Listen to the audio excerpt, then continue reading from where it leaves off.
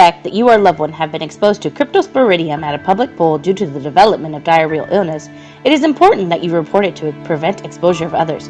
Please contact the Crypto Action Team at www.cat.org or by calling 1-888-CALL-CAT. That's 1-888-CALL-CAT.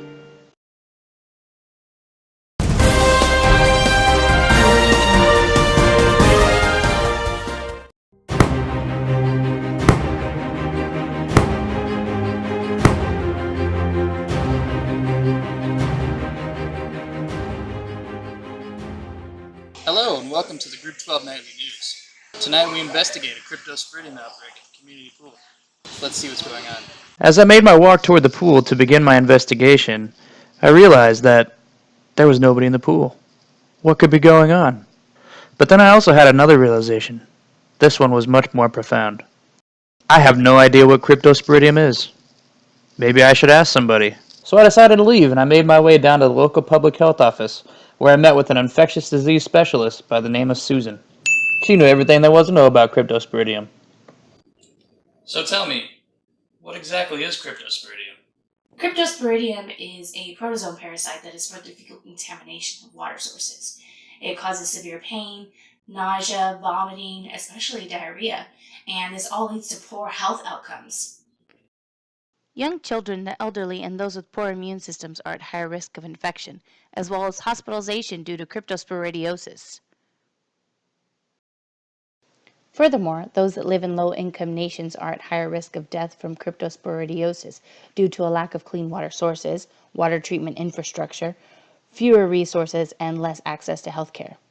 So did you conduct an investigation at the community pool? Yes, we initiated an outbreak investigation. To simplify, we geared up, grabbed our screening kits, tested water samples, and followed up on cases reported in local clinics.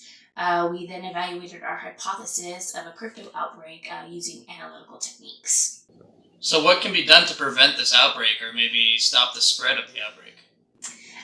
The community should be made aware, and then the pool closed down, hyperchlorinated, and then rebalanced before it's reopened again. We recommend that the community take these 6 steps towards prevention. Learn about crypto. Report illness to your doctor. Don't swim when sick. Don't allow others to swim when sick. Ask about a crypto screening. And insist on hyperchlorination bi-weekly at your local pool. The next day I returned to the pool with my newfound knowledge of cryptosporidium. I noticed the gate was still open. There are even still kids in the pool, and people standing around it.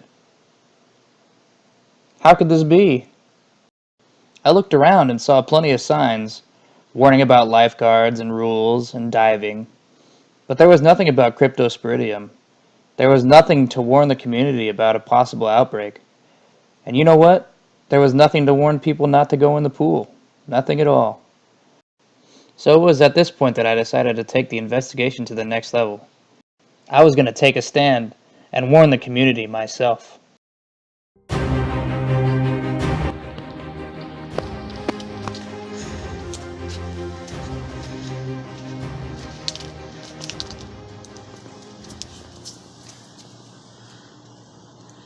Let's go, let's get out of here.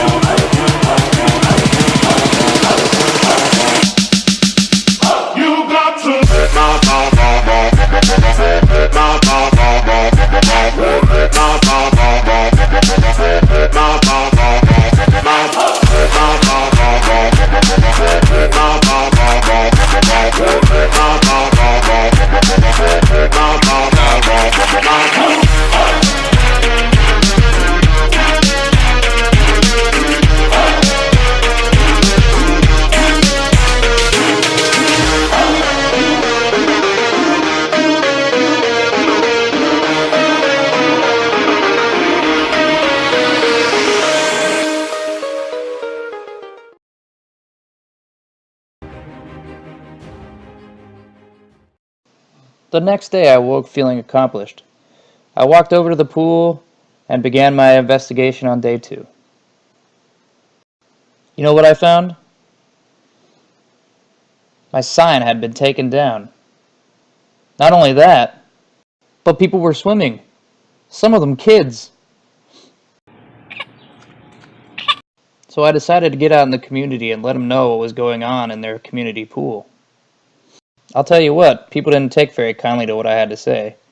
Maybe it was because I was closing the pool in the hot Texas sun. I have no idea. What I can tell you is that the pool manager, Brittany, she didn't like what I had to say at all. She didn't want to answer any of my questions. And then to top it all off, later in the day I was getting some pan shots to finish my report, and she pushed me in the pool, into the possibly contaminated pool.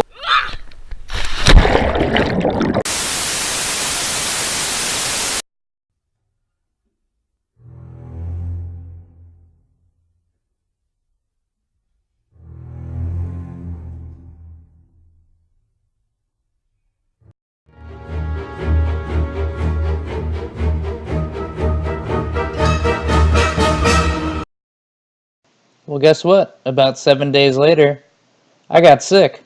I ran directly to the store to get some medicine. There it is. I tried to get in and out quickly, but apparently it wasn't fast enough. Yep, I guess that pool was contaminated. Crypto got me, but don't let it get you. Always remember to follow the 6 rules of prevention, so we can keep our family, friends, and neighbors free from crypto.